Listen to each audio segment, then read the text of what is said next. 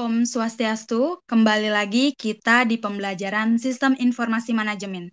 Kami, kelompok 4, akan menyampaikan materi topik 4 mengenai isu sosial dan etika dalam sistem informasi. Sebelum kami mempresentasikan materi, izinkan saya untuk memperkenalkan anggota kelompok 4 terlebih dahulu.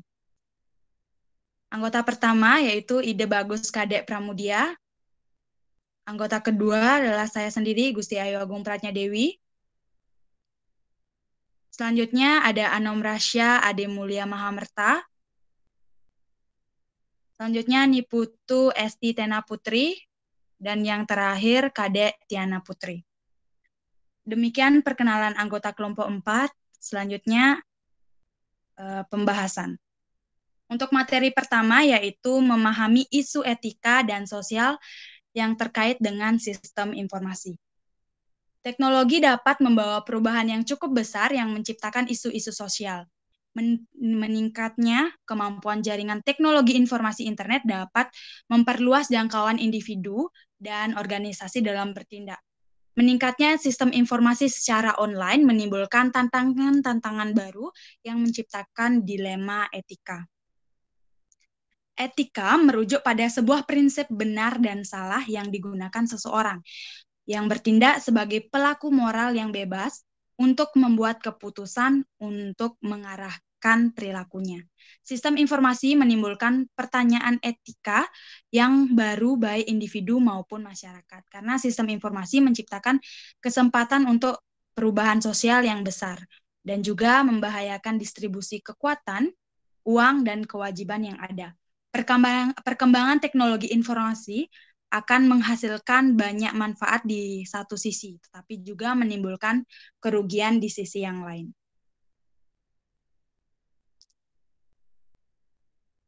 Adapun 5 dimensi moral era informasi.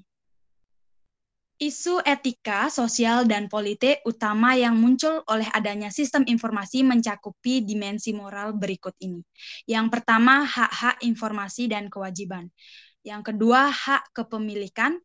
Yang ketiga, pertanggungjawaban dan kontrol. Yang keempat, kualitas sistem. Yang kelima, kualitas hidup. Materi selanjutnya akan dipaparkan oleh rekan saya. Baik, di sini saya akan melanjutkan penjelasan materi mengenai tren teknologi utama yang memunculkan isu etika.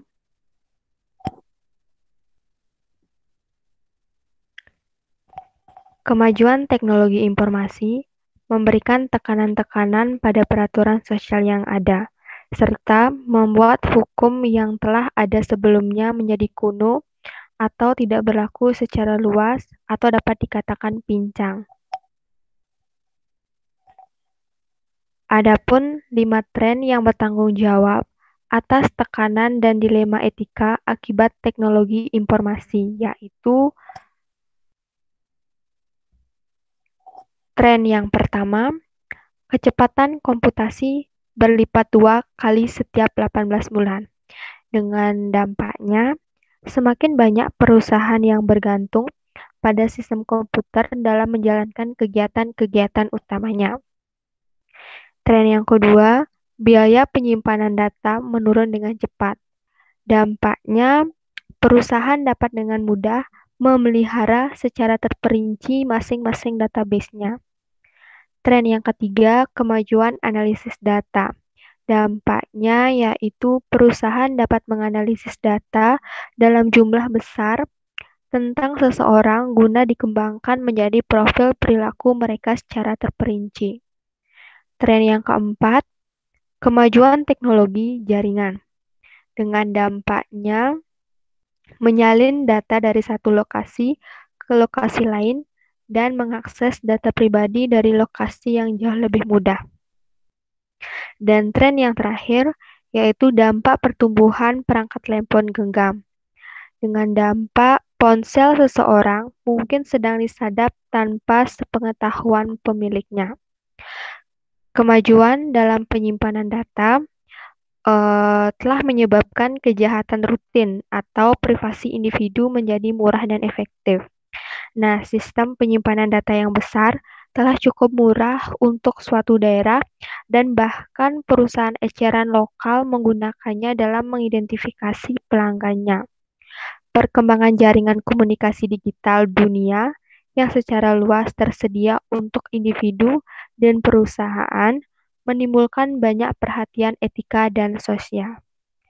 Materi selanjutnya yaitu etika dalam masyarakat informasi.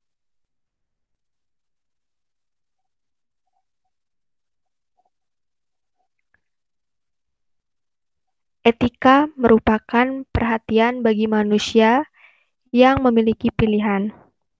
Etika adalah tentang pilihan seseorang.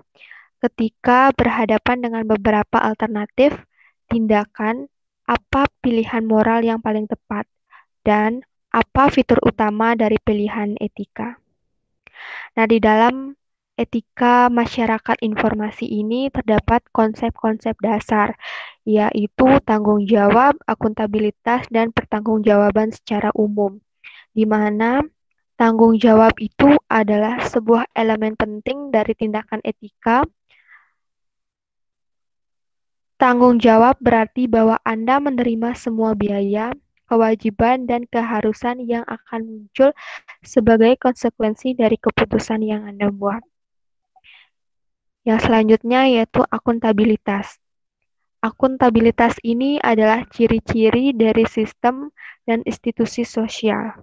Ini berarti bahwa ada mekanisme yang menentukan siapa yang melakukan tindakan yang bertanggung jawab dan siapa yang bertanggung jawab. Dan yang terakhir yaitu pertanggungjawaban secara hukum. Pertanggungjawaban secara hukum ini adalah fitur sistem politik di mana badan hukum berada pada tempatnya yang mengizinkan individu untuk dipulihkan dari kerusakan dan kerugian yang dibuat oleh pelaku lain, sistem, atau organisasi. Materi selanjutnya yaitu analisis etika.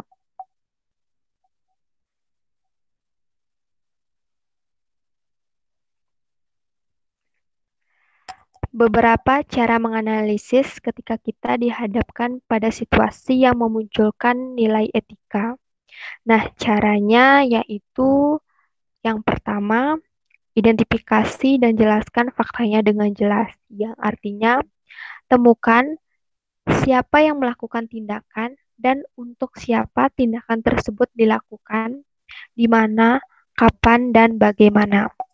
Yang kedua, definisikan konflik atau dilemanya, dan identifikasi nilai-nilai luhur yang terlibat.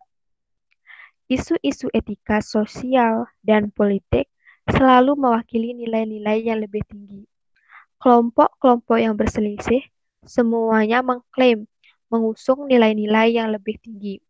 Contohnya kebebasan privasi, perlindungan hak, serta sistem perdagangan bebas.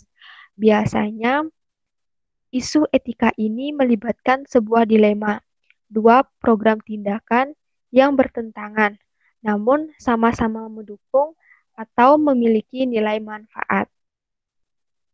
Yang ketiga, pihak-pihak yang berkepentingan.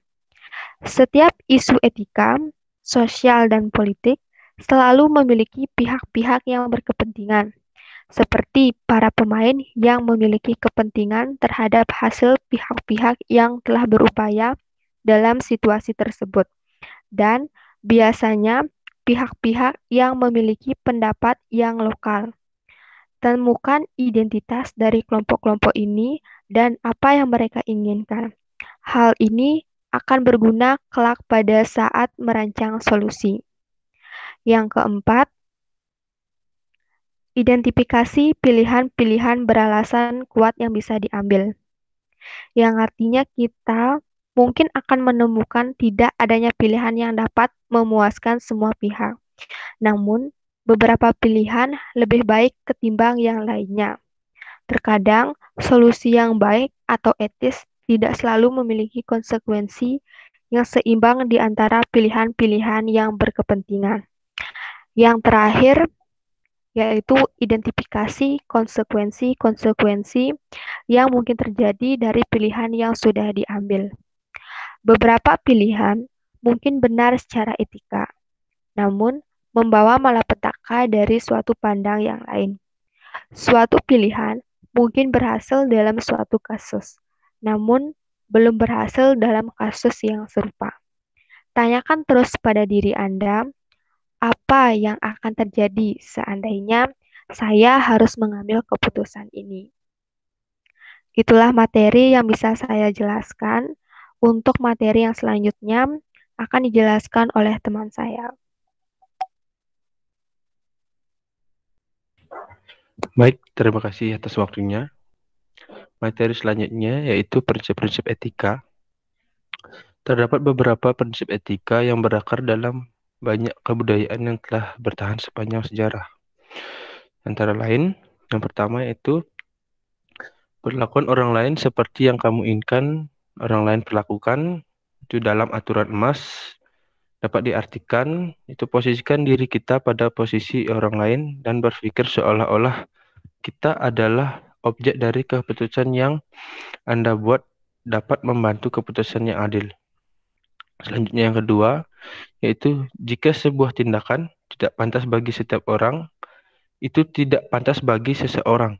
Itu dalam imperatif kategoris Immanuel Kant, itu menyatakan bahwa tanyakan pada diri kita, jika setiap orang melakukan hal ini, dapatkah suatu organisasi ataupun masyarakat bertahan?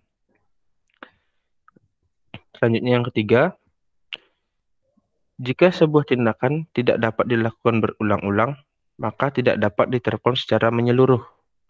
Dalam aturan perubahan Descartes, itu dapat dijelaskan bahwa suatu tindakan mungkin akan membawa perubahan kecil saat ini, dan hal tersebut dapat diterima. Namun, apabila hal tersebut dilakukan berulang-ulang, hal tersebut akan membawa perubahan yang tidak dapat diterima dalam jangka panjang. Dalam pepatah mungkin diterjemahkan sebagai ketika mulai menuruni jalan yang licin, kita tidak mungkin dapat berhenti. Selanjutnya, yang keempat yaitu ambil tindakan yang memberi nilai yang lebih tinggi atau lebih besar. Dalam prinsip utama utilitarian. Aturan ini mengasumsikan kita dapat memprioritaskan tingkat nilai dan memahami konsekuensi dari berbagai macam tindakan. Yang selanjutnya yaitu ambil tindakan yang memberikan kerugian paling sedikit atau biaya paling murah dalam prinsip menghindari risiko. Beberapa tindakan memiliki biaya kegagalan yang sangat mahal dengan kemungkinan yang rendah. Contohnya, yaitu membangun pembangkit bertenaga nuklir di pedesaan, atau biaya kegagalan yang sangat mahal dengan kemungkinan yang cukup besar. Itu contohnya mengendarai mobil dengan kecepatan tinggi yang mengakibatkan kecelakaan lalu lintas. Hindari tindakan yang memiliki biaya kegagalan yang sangat mahal. Selanjutnya, asumsikan bahwa seluruh benda, baik yang berwujud maupun tidak berwujud, adalah milik seseorang sampai ada deklarasi spesifik yang menyatakan sebaliknya.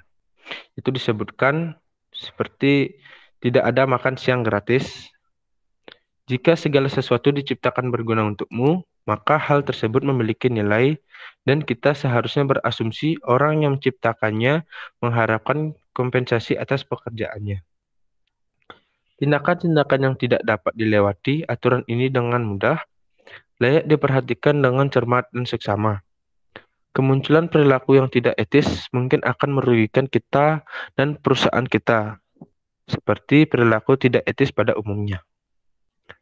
Selanjutnya, yaitu ada materi etik profesional, kode etik profesional, maaf. Kode etik profesional diresmikan oleh asosiasi profesional seperti Asosiasi Medis Amerika atau American Medical Association atau disingkat dengan AMA. Asosiasi Bar Amerika atau American Bar Association itu bisa disingkat dengan ABA. Selanjutnya yaitu dengan asosiasi profesional di bidang teknologi informasi, itu sering disebut dengan Association of Information Technology Professionals atau disingkat dengan AITP. Dan yang terakhir yaitu Asosiasi Permesinan Komputer, itu sering disebut dengan Association for Computing Machinery, itu sering atau disingkat dengan ACM. Kelompok profesional ini bertanggung jawab kepada aturan khusus terkait profesi mereka dengan menentukan tingkat klasifikasi dan kompetensi yang dibutuhkan. Kode etik adalah janji berdasarkan profesi untuk mengatur kalangan profesional dengan kepentingan umum masyarakat. Sebagai contoh, hindari merugikan orang lain, menghormati hak kepemilikan termasuk kekayaan intelektual, dan menghormati privasi general moral imperatif dari ACM, Code of Ethics and Professional Conduct. Sekian materi yang bisa saya sampaikan. Materi selanjutnya akan disampaikan oleh rekan saya.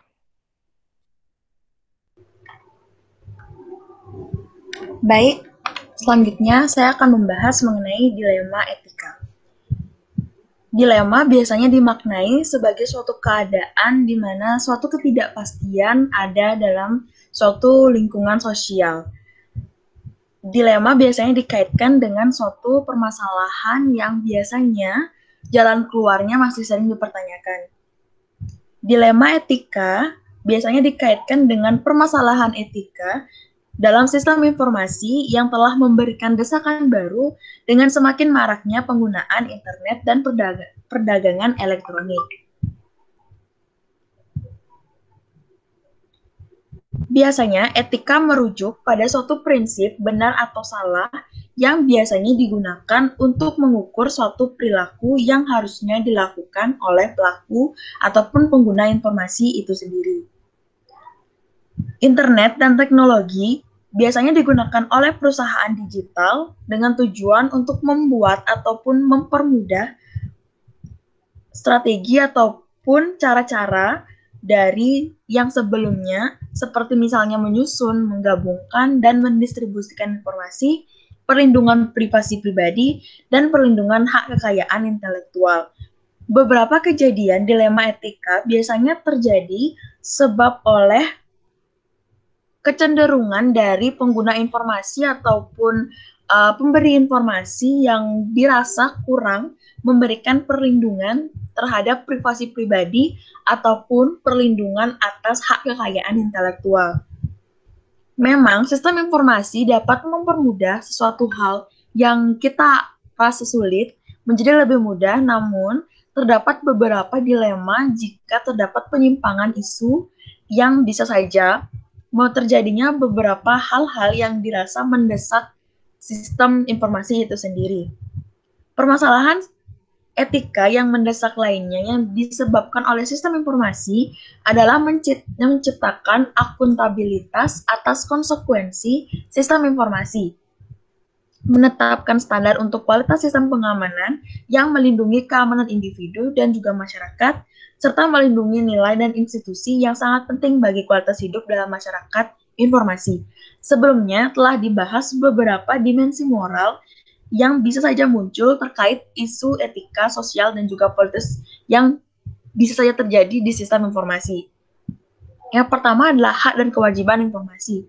Berkaitan dengan perlindungan privasi seorang individu yang tidak mencampuri atau membatasi kebebasan individu tersebut dengan mencari informasi seperti data-data melalui teknologi tanpa seizin dan sepengetahuan individu yang bersangkutan. Secara tidak langsung, dalam menggunakan informasi, kita wajib untuk melaksanakan kewajiban kita untuk melindungi privasi orang lain dan melaksanakan hak kita dalam mendapatkan informasi.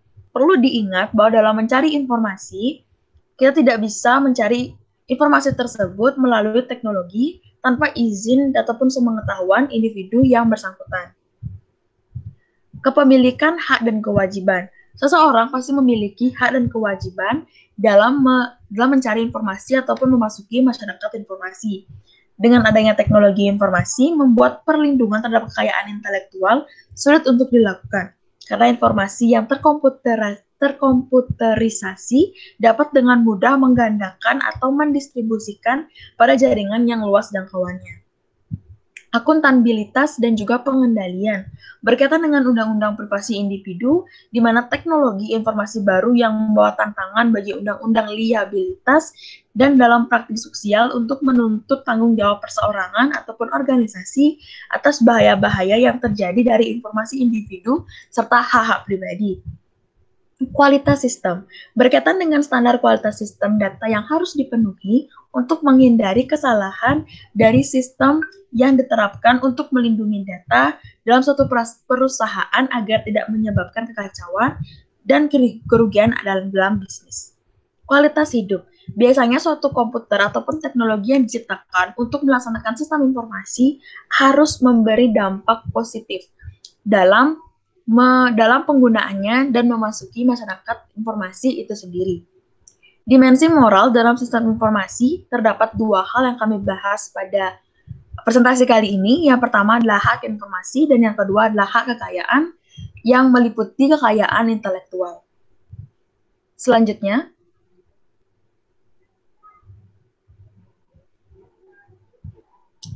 yang kita bahas adalah tantangan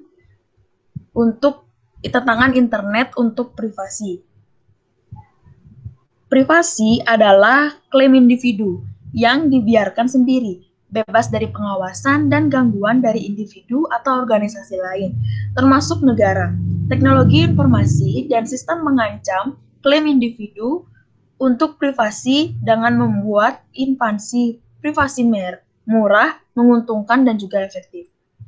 Tantangan internet untuk privasi. Teknologi internet telah menimbulkan tantangan baru bagi perlindungan privasi individu. Informasi yang dikirim melalui jaringan yang luas dan jaringan mungkin melewati banyak sistem komputer yang berbeda sebelum mencapai tujuan akhir. Masing-masing sistem ini mampu memantau, menangkap, dan menyimpan komunikasi yang melewatinya, bahkan tanpa diketahui oleh pengirim informasi itu sendiri. Solusi teknisnya bisa kita lihat dari Undang-Undang ITE yang mungkin dimiliki oleh pemerintah untuk melindungi hak-hak dari pengirim informasi ataupun privasi dari orang-orang yang menggunakan informasi. Teknologi baru juga tersedia untuk melindungi privasi pengguna selama interaksi dengan situs web. Banyak dari alat-alat ini digunakan untuk menginskripsi email, untuk membuat email ataupun kegiatan surfing tampil anonim, untuk mencegah komputer klien dari menerima cookie atau yang mendeteksi dan menghilangkan spyware. Selanjutnya akan dibahas oleh rekan saya. Terima kasih. Baik, selanjutnya yaitu hak kepemilikan atas kekayaan intelektual. Sistem informasi yang kontemporer memiliki tantangan yang berat bagi undang-undang dan praktek yang ada serta melindungi kekayaan intelektual pribadi. Kemudian di sini ada rahasia dagang. Software yang mengandung unsur-unsur baru atau unik, prosedur, atau kompilasi dapat dimasukkan sebagai rahasia dagang. Hukum rahasia dagang melindungi ide-ide yang sebenarnya dalam produk kerja, tidak hanya manifestasi mereka.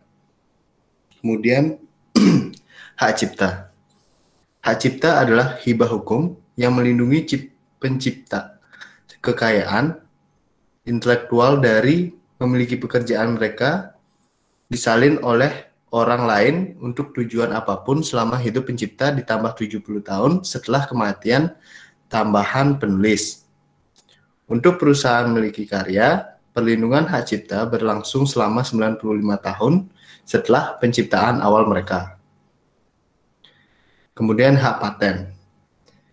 Sebuah paten memberikan pemilik sebuah monopoli eksklusif pada ide di balik penemuan selama 20 tahun. Maksud Kongres Paten adalah untuk memastikan bahwa penemu mesin-mesin baru, perangkat atau metode menerima imbalan keuangan atas kerja mereka. Kemudian, tantangan untuk hak kekayaan intelektual. Perkembangan jaringan elektronik, termasuk internet, telah membuatnya bahkan lebih sulit untuk melindungi kekayaan intelektual. Sebelum luasnya penggunaan jaringan, salinan dari perangkat lunak, buku, artikel, majalah, atau film harus disimpan pada media fisik. seperti kertas, disket, atau video. Menciptakan beberapa rintangan untuk distribusi. Sehingga dapat disimpulkan bahwa teknologi dapat membawa perubahan yang cukup besar yang menciptakan isu sosial yang harus diselesaikan masyarakat. Etika merujuk pada sebuah prinsip benar dan salah yang digunakan seseorang yang bertindak sebagai pelaku moral yang bebas untuk membuat keputusan untuk mengarahkan perilakunya. Sistem informasi menimbulkan pertanyaan etika yang baru baik untuk individu maupun masyarakat. Karena sistem informasi menciptakan kesempatan untuk perubahan sosial yang besar dan juga membahayakan distribusi kekuatan, uang, dan kewajiban yang ada. Baik, untuk waktu selanjutnya saya serahkan kembali kepada Agung.